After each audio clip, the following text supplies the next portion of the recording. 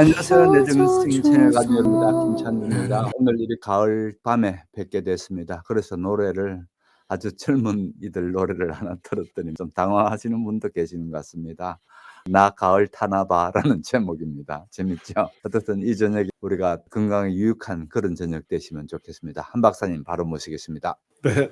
안녕하십니까. 정말 가을이 성큼 왔습니다. 그래서 그런가요? 이제 좀 다른 때보다도 더 책도 좀 보고 싶고 또 매일 보는 책입니다마는 더 앉아서 글도 좀 쓰고 싶고 이게 가을 타는 얘기인가요? 아주 오늘 시작이 너무 좋았던 것 같아요. 오래간만에 즐거운 저녁입니다. 네. "박사님 안녕하세요." 하면서 여러분들께서 인사하셨네요. 우선 다음 주 밤 8시 10 분입니까? 예, 고거를 좀 다시 한번 말씀해 주실까요? 10월 8일 날 화요일입니다. 아, 그러니까 10월 8일 하고 그다음 주 또 화요일, 그러니까 매주 인제 화요일마다 화요일 8시 10 분에 이제 하는 몸신 탄생이라는 프로인데 이 3 네. 회차 4 회차에 인제 제가 출연하고 있습니다. 네. 네. 이미 촬영은 끝났고 인제 예. 촬영 편집해서 끝났고 인제 예 방송만 이게 첫 기다리고 있 방송이 3 회차가 10월 네. 8일 날, 예 네. 한글날 전날이죠. 화요일 날. 네네. 알겠습니다. 그때 8시. 저는 중국 가 있습니다. 우리가 예. 일단 열심히 응원하겠습니다. 저는 네. 걱정이 방송 나가고 난 뒤에 사람들이 몰려올까 그게 걱정인데 얼마나 아니에요. 계세요? 그렇지 않습니다. 그냥 얼마나 계 방송 많이 했었으니까 인제는 과거하고 틀리게 또 알겠습니다. 여자분들이 많이 관심 갖고 있는 미용에 대한 건데 특히 성형 가운데 미용 성형 그 얘기도 나올 테고 지난주에 이어서 아무래도 지난주에 했던 얘기를 다 못 했으니까 그것부터 좀 해야 될 것 같은데요. 무엇보다도 원천 혈관을 찾아냈다는 것 이게 참 엄청난 기술 발전이고 '획기적인 게 아닌가.'라는 생각이 듭니다. 그 부분들 모르는 분들이 계실 것 같아서 또 복습 겸에 한 번 더 말씀해 주시면 시작하시면 좋겠습니다. 그러니까 인제 우리가 그 성형이라는 이런 것들이 단순한 문제가 아니라 특히 지금 우리가 지난주에까지 계속 다뤘던 내용들이 세계 대전, 1차 세계 대전, 2차 세계 대전이 일어나면서 이게 단순하게 우리가 뭐 어디 넘어졌다, 어디 사고가 났다 하는 정도의 어떤 피부의 손상이 아니고 또 외모의 손상이 아니고 정말 전쟁터에서 예기치 않은 또 어떤 형식이 어떤 일정한 것이 아니라 뭐 말하자면 코도 없어지고 눈도 한쪽 없어지고 턱이 돌아가고 뭐 인제 이런 식의 정말 어떤 삶의 의욕을, 생명은 구했다고 하더라도 정상적인 삶이 불가능한 이런 분들을 위해서 말하자면 성형이 정말 큰 일을 해낸 거죠. 또 그렇게 하면서 인제 성형의 발전이 이제 이루어졌는데 지금은 뭐 우리가 일반인들도 병원에 가서 성형을 하게 되면 피부 이식이라든가 이런 것들을 하면서 뭐 이식을 했는지 안 했는지 모를 정도로 인제 아주 굉장히 아주 고난도의 어떤 이런 것들도 굉장히 쉽게 수술할 수 있을 정도로 기술력이 이렇게 높아져 있지만 과거에는 그렇게 하지를 못하고 정상적인 만약에 얼굴에 피부를 이식을 한다고 하는데 다 이식할 만한 이 피부가 얼굴 이런 쪽이 없다. 그래서 만약에 가슴 쪽이나 목이나 아니면 심지어는 허벅지 쪽에서 떼어다가 얼굴에 이식을 해야 된다 그러면은 이거를 이 잔디 옮기듯이 모판 딱 뜨듯이 떠 가지고 갖다가 옮길 수가 없었다고 그럽니다. 그러니까 왜냐하면은 이렇게 완전히 이렇게 피부를 잘라내게 되면 혈액이 공급이 안 돼서 그냥 바로 그것이 마른 잔디 모양으로 죽어버리기 때문에 4면 중에서 3면만 잘라내고 한쪽 면을 살린 상태에서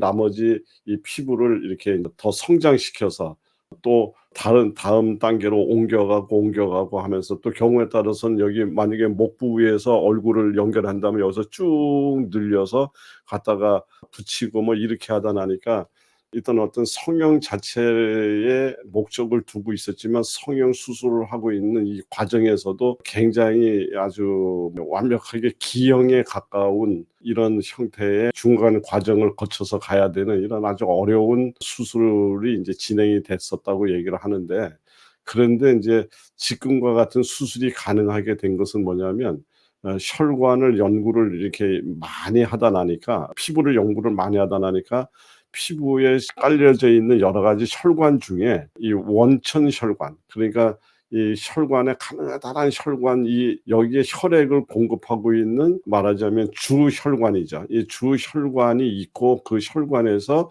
우리 몸 피부 하나하나에 모세혈관까지 혈액이 공급되고 있다는 사실을 알아내서, 그래서 허벅지에 있는 피부를 잘라서 얼굴에 갖다 붙인다 하더라도 이 원천 혈관, 주혈관을 잘 찾아내서 얼굴 쪽에 붙일 때 그 또 주혈관하고를 연결하는, 이렇게 해서 주혈관이 연결이 됨으로 인해서 자그마한 혈관으로 혈액이 공급할 수 있는 이러한 이제 기술들이 이제 이런 것들을 찾아냈다는 거죠.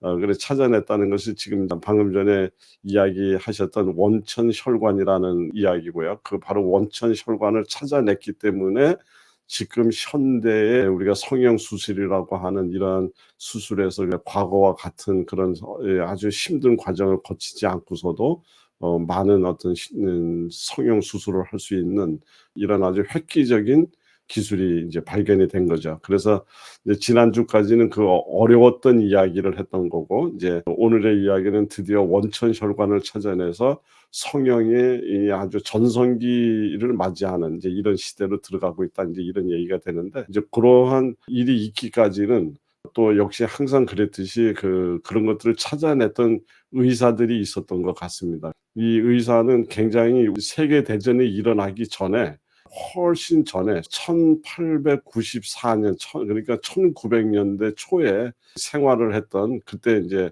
활동을 했었던 의사인데, 프랑스 외과 의사 카렐이라는 의사가 있었다고 얘기를 합니다. 그 카렐이라는 의사가 의과 대학생이던 시절에, 그 당시에 그러니까 이제 몇 년도냐면 1894년도인데 프랑스 그 대통령 이제 카르노라는 이제 대통령이 있었는데, 이 대통령이 리옹이라고 하는 그런 지방의 이제 공개 행사에 이제 참석을 했다가 이탈리아 무정부주의자한테 칼로 찔리는 자상을 입었는데, 이 칼이 그 단검이 대통령이 어디를 찔렀느냐면 아주 굉장히 중요한 동맥, 그러니까 간 동맥이죠. 우리 장에서 간으로 들어가는 이제 그 문맥을 이제 절단이 되고, 결국은 과다 출혈로 해서 수술도 제대로 받지 못한 상태에서 이제 사망을 하는 이런 일이 있었는데, 이 당시에 카렐이라고 하는, 말하자면 의과 대학생이었죠. 그러면서 그 의과 대학생이 계속 생각을 했다는 거죠. 뭐냐면은 이 혈관을 다시 연결할 수 있는 방법만 찾는다면 정말 많은 사람들을 구할 수 있겠다, 이렇게 생각을 하고 그 혈관을 연결할 수 있는 방법을 그때부터 그 당시에 굉장히 카렐이라는, 그러니까 그 당시엔 학생이죠. 학생인데 그때부터 연구를 했는데, 재밌는 것이 그 카렐의 부모가 하던 일이 뭐냐면, 지금으로 얘기하면 이제 옷 만드는 레이스를 만드는 그런 공장을 운영을 했었던, 그래서 재봉질이라든가 바느질 이런 것들이 어려서부터 많이 쳐다보고 집에서 이제 그런 일들을 많이 이렇게 익숙해 있었던 그런 환경에서 성장을 했다고 그럽니다. 그러다 나니까 자연스럽게 이 우리 혈관을 봉합하는 기술도 이제 이 카렐이라는 이 학생이 열심히 연습을 해서 나름대로 이제 일각을 이룰 정도의 혈관 연결술을 나름대로 이제 봉합 기술을 이제 완성을 했다, 이제 이렇게 알려져 있습니다. 그렇지만은 세계 대전이 일어날 그 당시까지만 해도 지금과는 달리 그런 어떤 기술이 어떤 의사한테 배워져 있다고 하더라도 이것이 전 모든 의사들이 이 기술을 배우고 익힐 수 있는 이런 시스템이 아니기 때문에, 시작은 그 카렐이라는 의사가 혈관을 연결할 수 있는 가능성에 대해서 길을 열었다 하더라도 세계 대전이 일어나고 이랬을 무렵에 모든 의사들이 모든 병원에서 그 기술을 활용할 수 있을 정도로 보편화돼 있던 것은 아닌 것 같습니다. 이제 그렇게 해서 이제 어쨌든 시조가 그 프랑스 카렐이라는 의사로부터 혈관을 연결할 수 있다는 것이 이제 됐고요.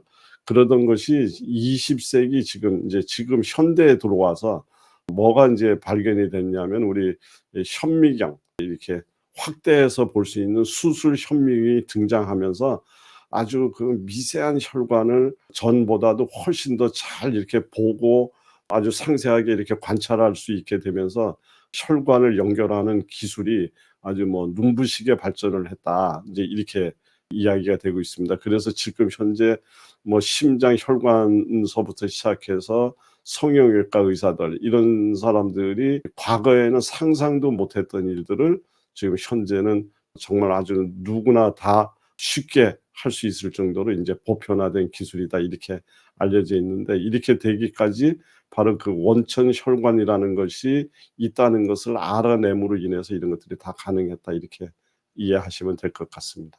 그 의과대학 학생이 그렇게 생각해서 카렐이라는 학생이 그렇게 했는 건 참 대단한 일이고, 그렇게 그 가는 혈관을 또 들여다볼 수 있으면서 꾸밀 수 있는 현미경이 나왔기 때문에 그 같은 게 가능한 거겠죠. 그렇습니다. 그러니까 어떤 과학이든 의학이든 어떤 학문이 발전해 올라갈 때는 네. 반드시 하나의 학문만으로서는 이렇게 발전을 할 수가 없고, 주변 학문이 같이 발전이 되면서 할 수 없었던 것들이 저쪽에 인제 말하자면 현미경이 발견되니까 미생물이 보이고, 또 더 좋은 현미경이 만들어지니까 이렇게 수술을 하고 보이지 않는 곳까지 할 수 있는, 이런 식으로 인제 모든 것들이 서로서로, 또 지금 컴퓨터 기술이 발전이 되고 AI 기술 발전이 되니까 또 그것이 힘을 입어서 결국은 또 우리 의학도 그것들이 반영이 되면서 또 우리가 상상했던 것 이상으로 아주 급속한 발전을 이루고 다 이렇게 되는 것 같습니다. 다음 질문은 좀 끔찍한 사진부터 먼저 보여 드리면서 시작해야 될 것 같습니다. 네. 11으로 그렇게 알고 있는데요. 어떤 일인지, 이 사람은 왜 이렇게 끔찍한 이런 얼굴이 됐는지 이 부분부터 좀 말씀하시면서. 네. 정말 끔찍한 사건이죠. 이 인제 이분은 어떤 분이냐면 빈스라는, 이름이 인제 빈스라는 사람인데요. 요게 지난 2008 년도에 있었던 일입니다. 그러니까 2008 년도면 제가 서울서 약국을 하다가 충주에 내려온 지가 2002 년도니까 그 이후에서도 한참 있다가 있었던 2008 년도, 지금 20 년이 안 된 이야기이지 않습니까? 그런 15년 뭐 이런 정도인데, 이 끔찍한 이야기는 뭐냐면 빈스가 자기가 다니던 교회에서 외벽에 페인트 칠을 돕기 위해서 인제 사다리에 인제 사다리 차에 올라갑니다. 그래서 사다리 차에 올라가서 페인트 칠을 하는 걸 도와주려고 하다가 조작을 이제 실수를 한 거죠. 실수를 했는데 어떤 실수를 했냐면 바로 그 근처에 있던 고압 전선에 이마가 닿아 버린 거예요. 이마가 닿는데 바로 그냥 이 감전되는 그 순간 정상적이던 얼굴이 지금 화면에 보이던 이런 형태의 얼굴로 인제 완벽하게 모든 것이 다 날아가 버렸습니다. 눈도 다 감겨 버리고, 그다음에 코도 없어지고, 입도 뭐 이제 전부 다 이 정상적 뭐 입술도 사라지고, 전부 다 이게 지금 보이시는 그대로 모든 것이 일순간에 확 하고 날아가 버린 겁니다. 그냥 머리가 고압 전기선에 딱 닿자마자 이런 아주 엄청난 인제 사건이 벌어졌죠. 인제 그래서 그때부터 인제 말하자면 엄청난 수술을 많이 했겠죠. 그리고 수술을 하고 수개월에 걸친 회복 시간을 가지고 가고 뭐 여러 가지 이제 했는데, 이제 이때 여기에 우리 소위 얘기해서 의학의 꽃이라고 이야기를 하는 것처럼 이제 성형 기술들이 지금 많이 발전돼 있는 시절이기 때문에, 예, 얼굴에는 피부가 사용할 수 있는 피부, 목 뭐 이 부위 이상은 사용할 수 있는 피부가 없기 때문에, 예, 등에서 인제 피부를 잘라다가 피부를 이식을 하고, 또 다른 곳에서 잘라다가 이렇게 인제 이식을 하고 하면서 이식 수술을 인제 수도 없이 인제 하는 이런 건데, 근데 참 놀라운 것은 인제 이렇게 "교회를 다녔다. 신앙인이다." 이런 이야기를 하는데, 이 빈스라고 하는 이 사람은 정말 이런 시련을 거치면서도 정말 놀라울 만큼 긍정적인, 그리고 아주 낙천적인 어떤 이런 성격을 갖고 있었다고 그럽니다. 그래서 여러 가지 그 실험적인 수술이라든가 이런 것들을 하는 데 있어서도 굉장히 적극적으로 이제 참여를 하고 이렇게 하면서 인제 수술을 했는데, 빈스한테 물었답니다. 이렇게 어려운 수술을, 물론 인제 뭐 외모가 이러니까 수술을 감당하고 해야 되겠지만은 이 너무나 어려운 수술을 그냥 항상 긍정적이고 낙천적으로 할 수 있었던 그 힘이 무엇냐 이렇게 물었더니, 앞으로 딸이 더 크면 왜 너희 아빠는 다르게 생겼냐는 질문을 들을 거라는 생각을 하니까 견딜 수가 없었다. 그래서 아마 어린 시절 내내 우리 딸이 주변에 이런 모든 주변 사람들한테 그런 이야기를 들으면서 시달리게 될 것 아니냐. 그래서 내가 어떠한 수술을 하더라도 우리 딸을 생각하면서 이런 것들을 견뎠다. 이런 이야기를 했다고 합니다.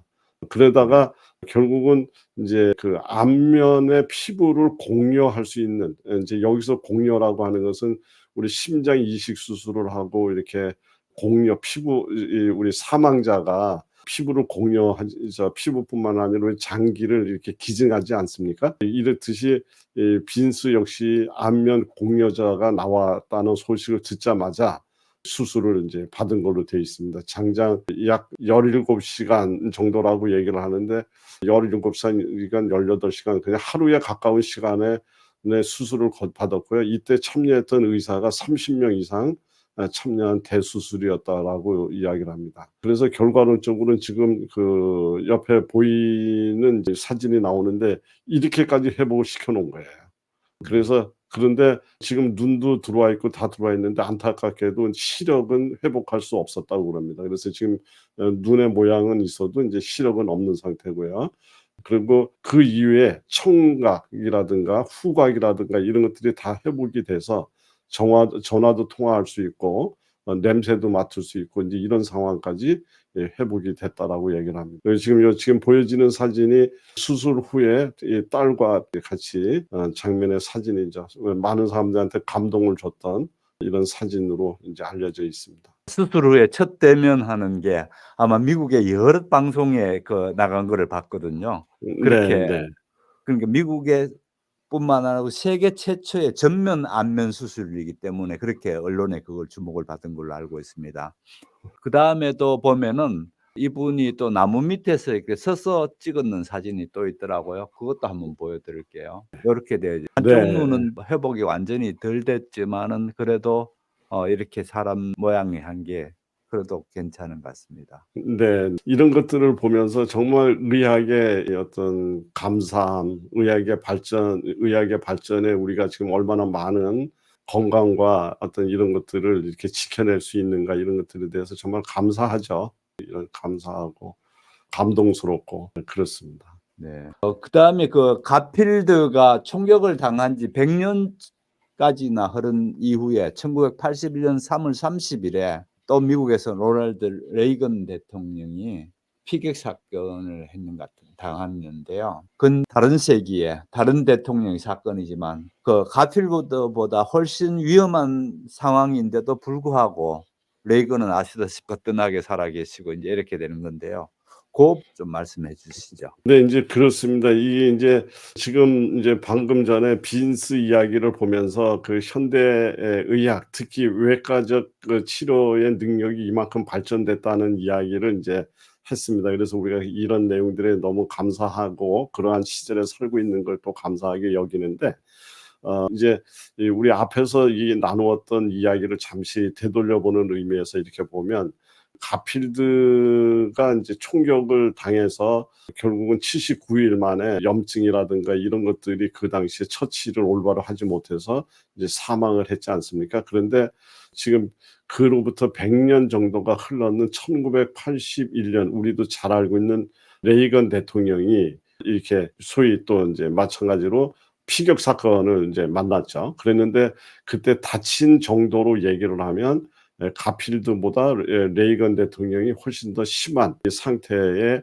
이제 피격을 당했는데 그런데도 레이건은 살아났지 않습니까? 이제 그러니까 이런 것들이 결국은 의학의 발전 이런 것들이 만들어낸 건데 이때 우리가 흔히 이야기할 때 인제 레이건 대통령이 받았던 그 현대의학적인 그 치료 방식을 응급 치료 중에서도 어떻게 표현을 하냐면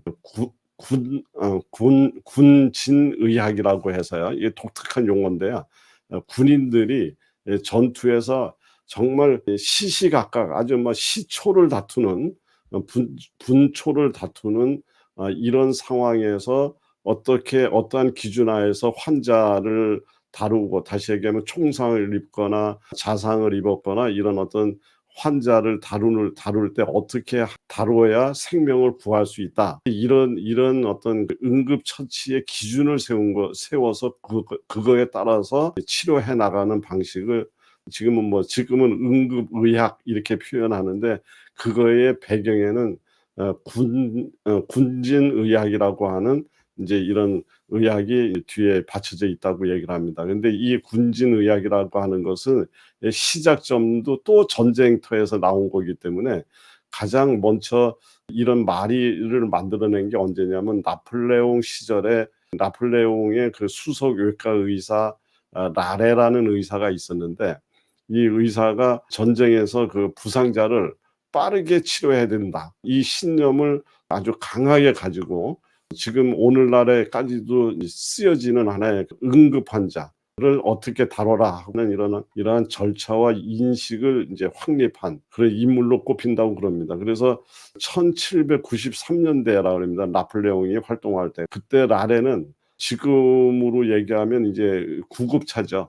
그래서 그때 최초로 구급 마차를 준비를 해서 각 보병대에 항상 할당을 했다고 그럽니다. 그래서 어떤 누가 부상자가 생기면 바로 구급 마차에 실어서 굉장히 가능한 한 빠른 방식으로 이제 이렇게 처치를 할 수 있게, 그 응급 진료소에 올 수 있게끔 이렇게 만드는, 그래서 구급 마차를 준비했던 것이 그 시절이라고 얘기를 합니다. 그것이 지금 이제 발전해서 구급차가 이제 만들어졌겠죠. 그래서 또 환자들이 오게 되면 항상 구분을 해서 빠르게 치료받고 다시 전쟁터로 돌아갈 수 있는 환자, 경상자죠.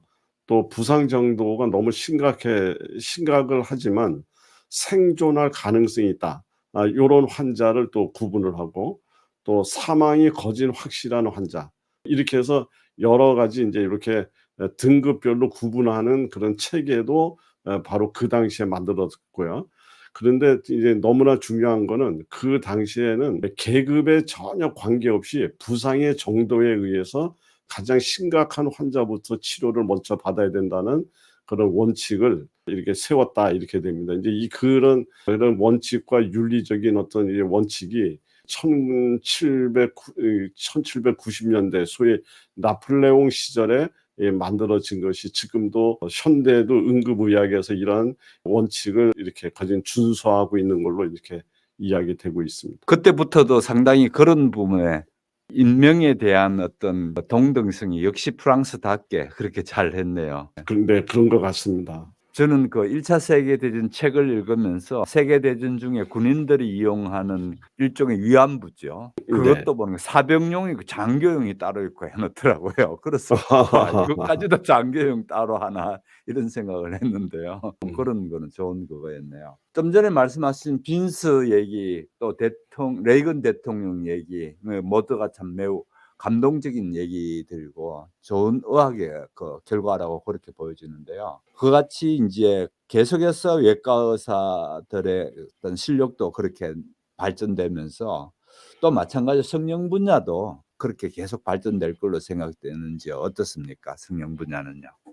네, 그렇습니다. 그러니까 계속해서 발전이 되겠죠. 우리가 예측하는 것보다 훨씬 다양한 방향으로 이제 발전이 될 것은 분명한데, 지금 이제 오늘날 우선 예측되는 것이 어떤 이런 한계점을 더 넘게 만드는 것은 결국은 우리 주변 기술들이 얼마만큼 발전이 되느냐하고 이렇게 같이 연관되어 있지 않을까, 이래 생각을 합니다. 그래서 그 말이 뭐냐면, 이제 우리 흔히 이야기하는, 지금 과거에는 어떤 피부를 다른 곳에서 띄어다가 갖다 붙인다든가, 다른 어떤 기증자의 장기를 갖다 옮겨온다든가, 이제 이런 개념이었다고 그런다면, 앞으로는 그런 것보다는 우리 줄기세포를 이용해서 손상된 장기를 대체할 인공 장기를 이제 만들어낸다든가, 또 이 수혜자의 그 줄기세포로 이 기관의 일부를 이제 길러내는 거죠. 길러내서 또 그것을 이식하고, 또 혈관 신생과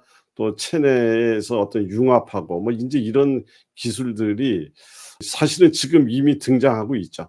이미 인공장기 이식 수술이라든가 이런 것들이 이미 보고가 되고 있기 때문에, 앞으로 이러한 주변의 어떤 조직공학이라 그럴까요? 이런 분야가 발전되고 이래 되게 되면 이제 머지않아서 환자 본인들의 세포를 남의 걸 이용하는 것이 아니라 자기 세포를 이용해서 간도 만들어내고 신장도 만들어내고 뭐 췌장도 만들어내고 이런 것들을 실험실에서 만들어내서 결국은 자기 거로 사용하기 때문에 면역 거부 반응이라든가 이런 것들 문제도 자연스럽게 해결이 될 것 같고요. 누군가가 기증자가 있어야지 되는 장기 기증의 어떤 부족 상태 이런 것들도 해결할 수 있는 그러한 미래가 곧 오지 않을까 이런 희망을 많이 갖고 있습니다. 네. 지금까지 성형수술에 대해서 얘기를 나눴는데요. 전체적으로 성형수술을 한번 요약해 보면서 성형수술에 대해 역사적인 것부터 우리가 다시 한번 좀 정리되고 그렇게 했으면 좋겠습니다. 부탁드리겠습니다. 네. 그 성형 수술의 역사는 사실은 뭐 인제 우리가 지난 시간까지 살펴본 거는 이제 세계 대전 전후에서 있었던 이야기라든가 인제 근대에 들어와서 있었던 그 발전 상황에 대해서 이야기를 나누었었지만 실제 그 기록에 남아 있는 역사 속에 남아 있는 어떤 그 의학과 성형 뭐 이런 관련된 내용들을 이렇게 보면 고대 인도에서요. 인도에 어느 정도냐면은 약 기원전 3000년 전. 그러니까 기원 3000년 전이니까 지금 2000년대 따지면 5000년 전이라고 볼 수 있습니다. 여기에 때부터 인도에서 시작되었다라는 기록이 있는 걸로 알려져 있습니다. 그래서 그 기록에 보면은 수슈루타라는 의사가 있었는데 이 의사가 코 성형 수술을 했다. 이런 내용이고요. 그 코 성형 수술을 하게 된 것도 그 당시에도 또 전투입니다. 그러니까 전투 중에 부상을 입고 온 그런 어떤 군인의 코를 복구하는 이런 수술이 있었다. 이런 기록이 있다라고 얘기를 합니다. 그리고 이제 고대 로마 시절에서도 군인들, 전쟁터에 나갔던 군인들, 그다음에 노예들 이럴 때 이런 사람들을 상대로 해서 성형 수술을 했던 그런 기록들이 남아 있는데 그중에 갈레노스라고 하는 이런 의사는 코뿐만 아니라 다양한 어떤 수술 기법을 사용을 해서 그런 환자들을 성형했다 이런 기록이 있는 걸로 되어 있고요. 그러다가 중세 르네상스 시대에 오면서 여러 가지 어떤 이유에 의해서 의학 발전뿐만 아니라 모든 것들이 정체가 되는 이런 소위 얘기해서 암흑기와 같은 이런 시절로 쭉 지나가다가 소위 르네상스 시대가 지나면서 해부학이라든가 이런 것들이 활기를 띠면서 다시 이제 성형 수술이 이제 발전되는 이런 내용으로 됐었죠. 그러다가 지금 우리가 이야기하고 있는 우리 지난 시간에 살펴봤나요? 아니면 지난주인가요? 그 1차 세계대전 때 우리 성형의 아버지라고 부르는 소위 갈리스가 이제 본격적으로 1차 세계대전 때 다쳤는 그런 군인들을 성형 수술을 하면서 아주 외과적 기술을 크게 발전시켰는 이렇게 되기 때문에 성형의 아버지다. 이제 이렇게 이야기를 한다고 그러죠. 그러던 것이 지금 20세기에 들어와서 현재까지 이렇게 살펴보게 되면은 2차 세계대전 이후 이제 본격적으로 이런 어떤 부상을 당하거나 이랬던 사람들의 성형 수술의 단계에서 본격적으로 미용을 목적으로 하는 어떤 성형 이것이 20세기 중반을 지나면서 이제 이렇게 됐다고 그럽니다. 그래서 1960년대에 실리콘 임플란트가 개발이 돼서 가슴 확대 수술이 대중화되기 시작했고요. 1980년대에서부터 시작해서는 소위 비침습적 시술이라 해서 우리 흔히 잘 알고 있는 보톡스, 피부를 이렇게 미는 필러 뭐 이런 것들이 이제 인기를 얻고 이 시기부터 본격적으로 미용을 목적으로 하는 그런 성형 수술이 대중한테 아주 넓게 알려지기 시작했다. 그래서 이제 지금 현대는 물론 사고에 의해서 여러 가지 그런 피부라든가 외과적 손상을 입은 사람들도 있지만 지금은 대부분이 다 미용을 목적으로 하는 성형이 훨씬 더 많은 하고 있는 그런 형태라고 볼 수 있겠습니다. 네. 미용을 목적으로 하는 성형일 경우에 그 장점은 어떤 장점이 있을 수 있나요? 미용 목적은요? 네. 뭐 이거는 우리 미용을 목적으로 한다는 건 아름다워지려고 하는 거지 않습니까? 그래서 미용을 목적으로 하는 성형 수술의 우선 가장 큰 이야기를 하자면 외모를 개선하고 자신감을 높이는 데 굉장히 도움을 줄 수 있다. 그런 거죠. 그렇지만 동시에 부작용의 위험도 있을 수 있죠. 그러면 우선 이제 장점을 이야기를 하자면 크게 4 가지의 관점에서 이야기를 할 수 있을 것 같습니다. 첫 번째는 자존감이 향상된다는 거죠. 그래서 성형 수술을 통해서 외모에 대한 이제 만족도가 높아지면 자신감, 자존감 뭐 이런 것들이 이제 향상돼서 사회적, 직업적, 그다음에 또 뭐 개인적인 삶의 질을 높이는 데 도움이 될 수 있다. 인제 이렇게 긍정적인 이야기를 할 수가 있고요. 또 심리적인 만족이 있다고 그럽니다. 그래서 특정 외모에 대한 완전 콤플렉스를 갖고 있었던 것이 인제 해소가 되면 정신적인 스트레스도 줄여줄 수가 있는데, 예를 들면 이제 코 성형이나 가슴 확대 수술을 통해서 오랫동안 이제 갖고 있었던 스스로가 갖고 있던 콤플렉스를 이제 해소하는 이제 이런 경우가 있으니까 심리적인 만족이 기대가 된다. 그다음에 또 하나는 사회적 기회가 확대된다라는 점을 또 줄 수 있습니다. 그래서 특히 이제 외모가 중요시되는 직업이 있죠. 모델이라든가 배우, 연예인 등 뭐 이런 등에서 인제 성형 수술은 더 많은 기회를 만들어낼 수 있는 하나의 방법이 된다. 그리고 또 외모에 대한 자신감이 높아짐으로 해서 사회적 상호작용도 굉장히 활발하게 활동을 하는 데도 도움이 된다. 이런 긍정적인 효과가 있을 수 있고요. 가장 이제 또 중요한 것 중에 하나가 안면 거상술, 이제 끌어올리는 거죠. 이렇게 축 여기저기 늘어지는 것. 이거는 미용만의 목적만은 아니고요. 우리 연세 드시면서 눈꺼풀이 내려앉는다든가 뭐 여러 가지, 특히 눈 같은 데 이렇게 해서 우리 보통 일반인들 같은 경우도 눈이 이렇게 내리쳐지는 것을 들어 올리고 뭐 이런 거 하지 않습니까?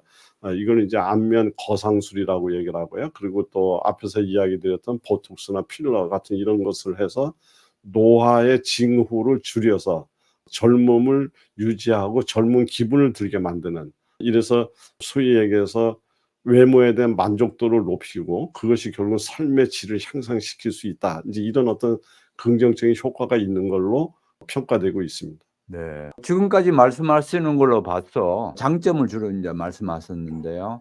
부작용이나 단점이 또 만만찮은 걸로 알고 있습니다. 그런 부분을 좀 말씀해 주시면 좋겠고요. 저는 궁금한 게 예를 들어서 만족이라는 게 그러면은 어느 정도가 만족, 코는 그러면 얼굴에서 몇 센치 올라오면 만족하는 건지, 또 뭐 가슴 같으면 가슴 A컵에서 C컵이면 만족하는 건지 D컵이면 만족하는 건지, 그런 것들은 참 개인차가 심하지 않습니까? 이런 문제들은 어떻게 해결하는지 모르겠습니다. 네. 그래서 실제는 이런 어떤 장점이 분명히 있죠. 있음에도 불구하고 인제 부작용을 우리가 염려하는 것은 뭐냐면, 우선 부작용에도 몇 가지 부분으로 인제 나누어서 우리가 생각할 수가 있는데, 우선 첫 번째는 인제 신체적 부작용입니다. 그러니까 성형 수술로 인제 출혈, 감염 또는 흉터, 부기, 통증 뭐 이런 어떤 우리가 보통 일반적인 수술에서 경험할 수 있는 이런 부작용을 성형 수술에서도 똑같이 수반할 수 있다.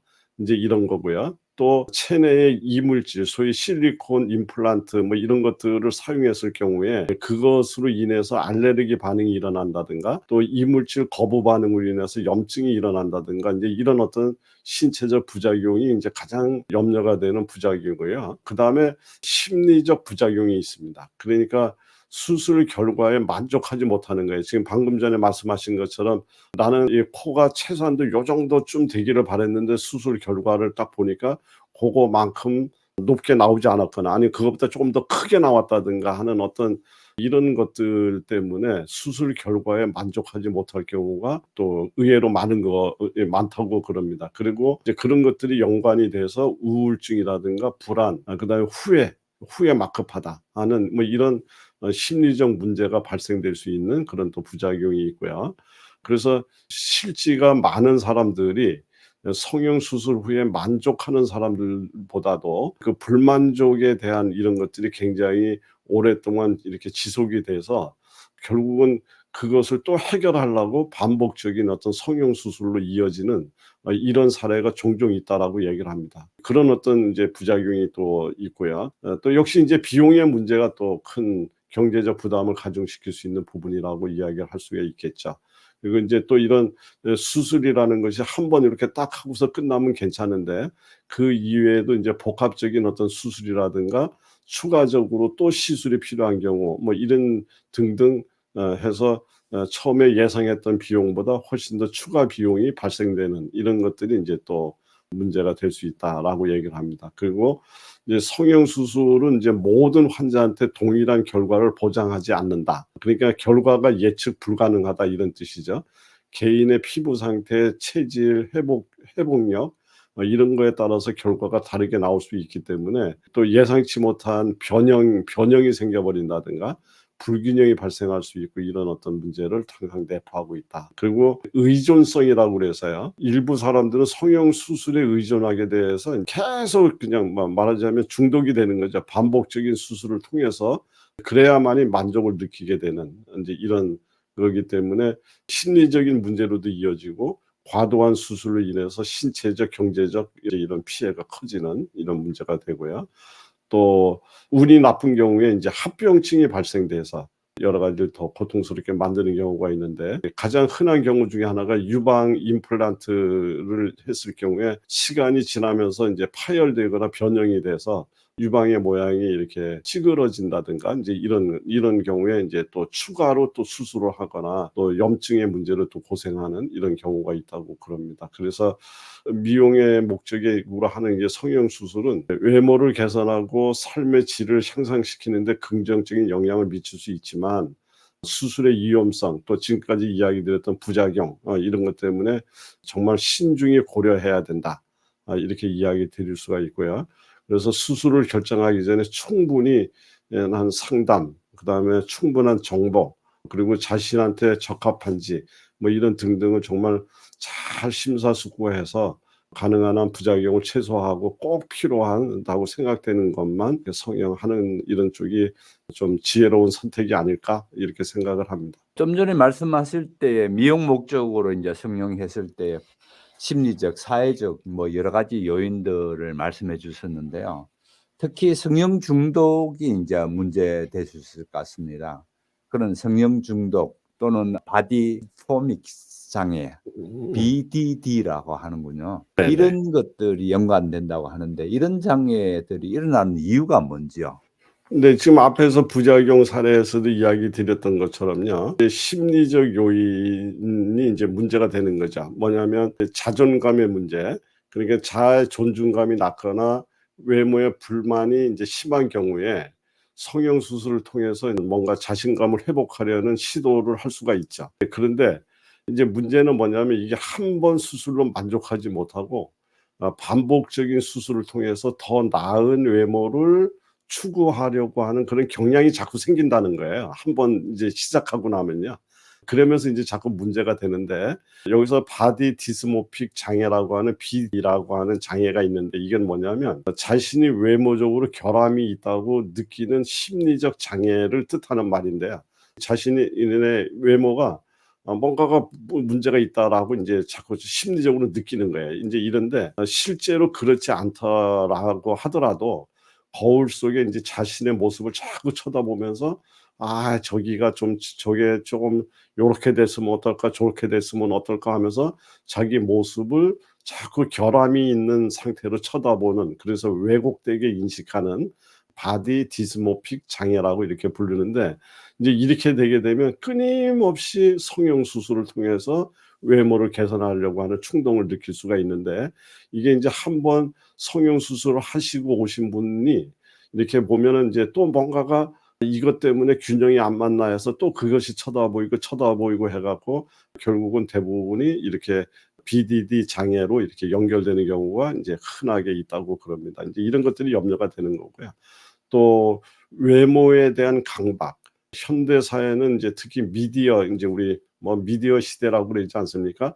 이제 이렇게 하다 나니까 '나는 누구를 닮고 싶다. 그리고 나는 어떤 사람처럼 나도 이뻤으면 좋겠다.' 뭐 이런 개념에서 이상적인 외모에 대한 기준을 인제 제시하고 그리고서 그 기준을 충족시키기 위해서 계속적으로 또 반복적인 수술을 시도하는 이런 강박증에 시달리고 있는 사람들도 또 생각보다 많이 있는 것 같습니다. 그러니까 우리가 꼭 필요하게 정말 우리 생활 속에서 불편한 이런 것을 성형을 통해서 가령 예를 들면 눈이 이렇게 눈꺼풀이 자꾸 우리 노화가 되면서 내려앉아서 똑바로 이렇게 이제 시야를 가린다든가 또는 아니면 코라든가 여기가 어떻게 좀 삐뚤어져서 호흡이 나쁘다든가 뭐 아니면 등등 이럴 정도의 이 건강과 직결되거나 생활에 불편한 이런 어떤 부분에서 성형은 우리가 긍정적인 것으로 볼 수가 있겠지만 어떤 미용을 목적으로 정말 아름다움을 목적으로 이렇게 성형을 시도하는 것은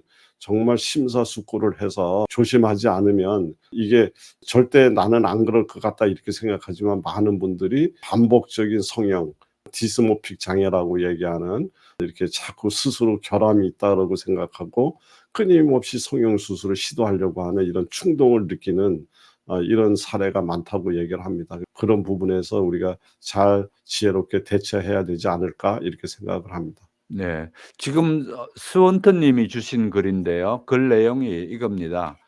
가슴 수술을 너무 크게 해서 옷이 잘 안 맞는 사람이 또 나중에 다시 또 가슴을 또 작게 수술하니까 피부가 늘어나서 또 수술하는 경우. 이제 요런 경우가 이것도 저것도 만족이 안 되면서 계속 왔다 갔다 하는 경우겠죠. 어떻습니까? 네, 그래서 이런 분들은 사실 많이 보죠. 그래서 늘렸다 줄였다 어쨌든 인공적인 임플란트라든가 이제 이런 것들을 집어넣었다 뺐다 이렇게 하는 과정에서 피부가 오히려 늘어났다 줄었다 이렇게 하면서 오히려 더 훨씬 노화가 촉진돼서 마지막에는 굉장히 어디에다 손을 댈 수 없을 정도로 굉장히 자연스러움을 잃어버리고 추한 상태로 변해 갖고 있는 이런 경우를 종종 보게 되는데 특히 우리 연예인들 중에도 그렇지 않습니까? 그냥 그 젊고 아름다움을 유지하기 위해서 여러 가지 성형 수술을 참들 많이 하는 그 사회적 집단 중에 하나인데 이분들 중에서 이렇게 보면 나이가 들어서 이 모습을 보게 되면 어떤 사람은 자연스러운 노화의 과정을 통해서 피부의 주름이라든가 이런 것들이 자연스럽게 만들어져 있는 사람이 있는가 하면 어떤 사람은 유난히 주름이 많이 생기거나 유난히 어떤 한 부분이 또 뭐 팽팽하거나 또 이런 어떤 아주 부자연스러운 어떤 이런 것들을 볼 때 아름다운 것이 아니라 굉장히 오히려 추해 보이는 이런 것들을 우리가 종종 보게 되는데 그래서 일시적인 아름다움을 위해서 우리가 자꾸 이렇게 하다 나면 자칫하면 전체적인 균형을 잃어버려서 오히려 더 아름다움이 아니라 추함으로 갈 수 있는 또 이런 부작용이 크지 않나 이렇게 보고 있습니다. 네. 지금 구복수님 올린 글 중에서 보시면요. 성형 수술을 여러 번 하면은 나중에 후유증이 없을까요? 당연히 후유증이 있을 네, 텐데 지금 그 얘기를 하고 있는 거죠. 예, 그렇죠. 후유증이 그런데 당연히 이게 있는데 얼마나 자주 하느냐하고 관계가 얼마나 되느냐는 거죠. 자주 할수록 그럴 가능성이 훨씬 많다는 거죠. 자주 아. 할수록 부작용도 많고 이렇게 균형을 자꾸 잃어가게 되는 거죠. 여기 어. 요쪽을 당겨 놓으면 요쪽이 덜 당겨진 것 같고 이쪽 당기면 이쪽이 이게 균형을 잡아가면서 우리가 우리가 이 노화가 돼 간다는 것은 대단히 어렵거든요. 근데 여기 자꾸 수술이 들어가서 인위적으로 균형을 잡아간다는 것은 사실은 우선 발상부터가 올바르지 않다고 생각합니다. 네. 그러고 보니까 "마 생긴 대로 살아라." 뭐 경영하는데 그게 어떻게 보면 무책임한 얘기 같긴 한데 또 음. 한편으로는 자긍심을 가지고 살아라는 심리적 요인을 또 얘기하는 것 같습니다. 아무튼 미용 목적으로 이같이 성형 수술하는 사람들 말고 사회적 요인은 어떤 것들이 있는지요? 그러니까 인제 무조건 되고 성형 수술의 부정적인 인만을 이야기하는 것은 아닙니다. 그런데 인제 이게 지나치게 미용의 목적을 두고 또 자꾸 인제 반복하고 인제 이렇게 되면 이제 오히려 긍정적인 효과보다 부정적인 효과가 많다라는 얘기를 방금 전에 드린 거고요. 성형 수술을 하는 사회적 요인 중에서는 이런 것들이 있는 것 같아요. 그 뭐냐면 특히 현대 사회에서는 외모를 중요시하는 또 외모가 자산이다. 이렇게 인식되는 경우가 굉장히 많은 것 같아요. 그래서 특히 연예인들이라든가 공인들이 외모에 대한 어떤 사회적 기대가 높아지면서 성형 수술을 인제 자꾸 인제 하는 이런 것들이 사회적 요인으로 인제 만들어지고 있는 것 같고요. 또 이제 이 같은 비슷한 이야기지만 미디어의 영향이 크다. 그래서 SNS나 미디어에서 반복적으로 아름다움에 대한 기준이 제시가 되는데 이게 사실은 참 애매한 거예요. 그러니까 어떤 때는 어떤 얼굴형이 아름다움의 이제 기준이 되는 경우가 있고 또 세월이 지나다 나면 또 뭐 예를 들면 어떤 A라는 탤런트의 모양이 가장 아름다움의 기준이라 그러면 또 시간이 지난 다음에 그보다는 B형을 외모를 갖고 있는 사람이 또 아름다움의 기준이 되는 이런 식으로 아름다움의 기준이 SNS는 미디어에서 수시로 바뀌는 거예요. 그래 대단하면 사람들은 또 거기에 맞추려고 또 성형 수술을 시도할 수 있다는 거죠. 이제 이래서 미디어에서 이야기하는 아름다움과 젊음에 대한 압박이 결국은 많은 사람들한테 더 많은 성형 수술을 고려하게 만들고 있다. 이런 것들이 이제 성형 수술을 하게 만드는 사회적 요인이다 이렇게 꼽고 있습니다. 네. 그다음 반복적인 성형 수술의 문제들인데요. 좀 언급됐으면 한 번 더 정리하면서 네, 정신적인 그렇습니다. 지금 뭐 그런 요인들. 질문에서도 그런 질문이 있었습니다마는 반복적인 어떤 이런 것들이 우선 크게 두 가지로 나누면 신체적인 위험이 있고 하나는 정신적인 건강에 문제가 있다. 반복적으로 성형 수술을 하면서 나타날 수 있는 부작용이야. 신체적 위험은 뭐냐면 어쨌든 과도하게 이제 수술을 반복하다 나면 어쩔 수 없이 감당할 수밖에 없는 염증, 또 합병증, 또 감염, 흉터 뭐 이런 다양한 부작용들이 초래할 가능성이 매우 커지죠. 그리고 정신적인 문제에서도 반복할수록 균형을 잃어가기 때문에 불만족스러운 결과가 지속될 가능성이 커지고요. 커지게 되면 그때부터는 이거 막급한 후회가 같은 것들이 생기지 않겠습니까? 그러면서 계속해서 불안감, 우울증, 자존감 이런 것들이 오히려 성형 수술하기 전보다 훨씬 더 저하가 되면서 정신적인 문제로 악화될 가능성이 있다. 이게 이제 반복된 성형 수술로 인한 부작용으로 많은 분들이 이제 염려하고 지적하는 문제다 이렇게 볼 수 있겠습니다. 네. 이런 사람들한테 도움되는 조언, 또 앞으로 어떤 방향으로 정말 성형 수술이 감쪽같이 될 수 있는 그런 날이 올 수 있는지 그런 부분도 좀 말씀해 주시죠.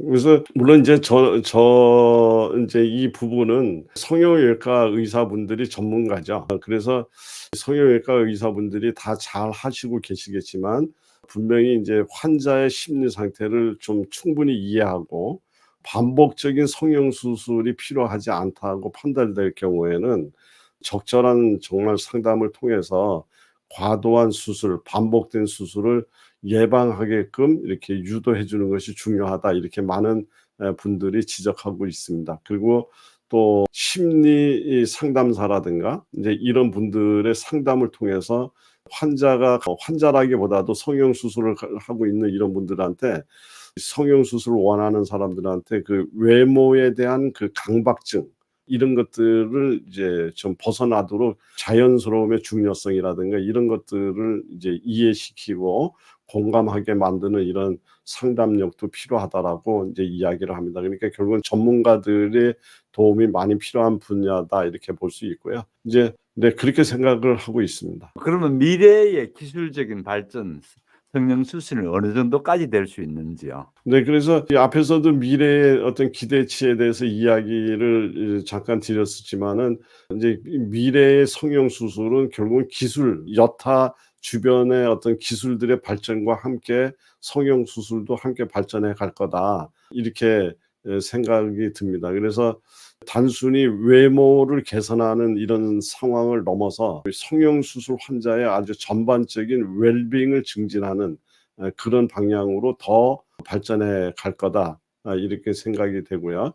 그래서 지금 계속 지적하고 있는 얘기지만 반복적으로 성형 수술을 하는 어떤 단순한 외모 개선의 욕구 그 이상의 이 어떤 심리적, 사회적 문제들을 해결할 수 있는 이런 접근법까지 그 성형 수술이라고 하는 이런 분야에 도입이 돼서 같이 함께 발전해 나가지 않을까 이렇게 생각을 하고 있습니다. 네. 구복수 님이 올리신 글인데요. "너무 고쳐서 심지어 하나님도 못 알아보신다."라는 그런 우스갯소리가 있는데 저는 이 우스갯소리를 자기 정체성 문제가 따라오지 않는가 요 부분인 것 같습니다. 어린게 낸지 음. 얼굴을 계속 밖에 나가다 보면 어느 게 낸지라는 부분이 나오는 자기 정체성이 문제가 될 것 같은데요. 그런 부분은 또 어떻게 됩니까? 네, 그렇습니다. 그러니까 지금 현대 뭐 즉 의학에 대해서 이야기를 하고 있지만 우리 인간 사회, 특히 그 현대 사회는 지나치리만큼 그 물질화가 돼 있죠. 그래서 어떤 내면의 세계보다는 그 물질적 사회, 보여지는 것에 대해서 지나칠 정도로 높은 평가를 하고 거기에 우리가 많이 흔들리고 거기에다가 우리 삶의 목적을 두는 경우가 많죠. 그래서 외모뿐만 아니라 보여지는 것들. 그래서 뭐 차도 사는 집도 입는 옷도 모든 것을 전부 다 보여지는 것에 맞춰져 있는데 상대적으로 이렇게 발전된 현대 과학이라든가 물질의 세계에 비해서 지금 정말 안타까울 정도로 우리 내면의 세계, 정신의 세계는 오히려 과거보다 못하게 오히려 퇴화가 되고 있는 것 아닌가 이런 생각이 들 때가 있습니다. 그래서 지금 우스갯소리처럼 이야기를 하셨지만 너무 많이 뜯어고치면 하나님도 못 알아볼 것이라고 이야기를 지금 하셨는데 정말 하나님이 우리를 이제 평가를 하실 때 외모로 판단하지 않을 거라는 것은 분명하다고 받아들여진다면 아무리 외모에서 뜯어고치고 화려하게 만들었다고 하더라도 그것은 하나님한테 접근하는 방식은 아니다. 오히려 점점 더 멀어지게 할 뿐이다라고 저는 생각을 하고요. 그래서 우리는 이렇게 발전된 문명과 발전된 물질 사회에 살으려면 그거에 버금가는 정신세계의 발전이 함께 했을 때 우리가 정말 우리가 살고 있는 이 세상이 천국이다 할 정도의 균형 맞는 사회가 되지 않을까 싶습니다. 감사드립니다. 아무래도 인제 성령을 주저하는 분들은 한 번 더 이 방송 보시면서 마음을 확실히 잡을 수 있는 데 좋은 도움이 될 것 같고요. 또 그러나 인제 성령하는 사람을 우리가 무조건 매도할 그런 사람들은 또 돼서는 안 될 것 같고요. 나름대로의 저희가 성령의 필요성이라든지 또 사회적인 것, 심리적인 것 여러 가지도 또 같이 고려할 줄 아는 그런 사람들이 다 되시면 좋겠습니다. 함께 해 주신 여러분 감사드리고요. 박사님 밤늦게까지 대단히 고맙습니다. 지금까지 김찬주였습니다. 한영선이었습니다.